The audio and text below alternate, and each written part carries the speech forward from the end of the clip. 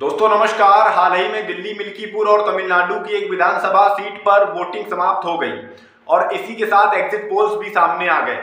जी हां, वही exit polls जिन पर पिछले कुछ समय से भरोसा खत्म होता जा रहा है, क्योंकि जिस तरह चुनाव आयोग की हरकतें होती हैं उसने किसी भी तरह के सर्वे या पोल या अनुमान को एक तरह से ठेका ही दिखाया है। वैसे अगर सर्वे की बात की जाए तो दिल्ली में ज्यादातर एग्जिट पोल्स बीजेपी को बहुमत दिखा रहे हैं। लगभग 11 एग्जिट पोल्स आते हैं और उसमें 9 एग्जिट पोल्स बीजेपी को बहुमत दिखा रहे हैं। हालांकि अगर बात सिर्फ दिल्ली की ही चुनावों की जाए तो पिछले 2 एग्जिट पोल्स भी कुछ इसी तरह के थे और दोनों ही गलत साबित हुए थे और आम आदमी पार्टी ने प्रचंड बहुमत के साथ सरकार बना ली थी। ऐसे में इन एग्जिट पोल्स के भी कुछ खास मायने नजर नहीं आते।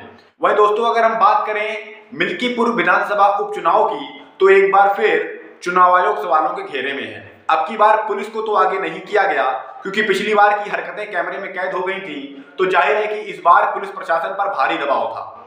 लेकिन अब की बार कुछ उस तरह की हरकतों के आरोप चुनाव आयोग और शासन प्रशासन पर लग रहे हैं जहां कैमरा जाना मुश्किल होता है या जिन हरकतों को कैमरे में कैद नहीं किया जा सकता। मिल्कीपुर में मतदान के दिन समाजवादी पार्टी ने 10 घंटे के भीतर करीब 86 शिकायतें चुनाव आयोग से की और ज्यादातर शिकायतें फर्जी वोटिंग से जुड़ी थी। सपा के इन आरोपों को इस बात से मजबूती मिल जाती है कि कुछ लोग पकड़े गए जिन्होंने कैमरे के सामने फर्जी वोट की बात स्वीकार की। एक चाचा तो शाम से कह रहे थे कि भाई हम अकेले 6 वोट डाला है।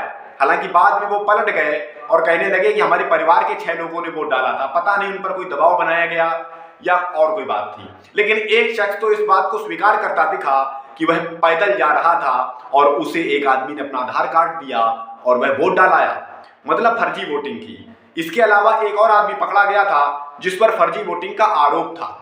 उसका वीडियो सपा मुखिया अखिलेश यादव ने भी सोशल मीडिया पर शेयर किया था और चुनाव आयोग से ये कार्रवाई की मांग की थी। वैसे दोस्तों, ये तो बात हुई वीडियोस की। अब बात करते हैं ऑडियोज की। अखिलेश यादव ने पीठासीन अधिकारियों का एक ऑडियो भी सोशल मीडिया पर शेयर किया था जिसमें वे वोट टारगेट पूरा करने जैसी कोई बात कह रहे थे, जिससे आशंका थी कि फर्जी वोट डलवाने का टारगेट पूरा करना चाहते थे।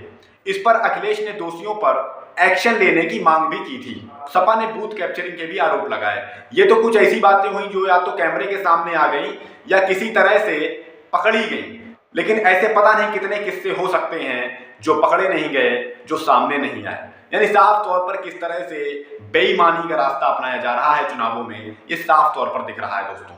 अब आंकड़ा तो ये है कि मिल्कीपुर में अब की बार रिकॉर्ड तोड़ करीब 65% वोटिंग हुई।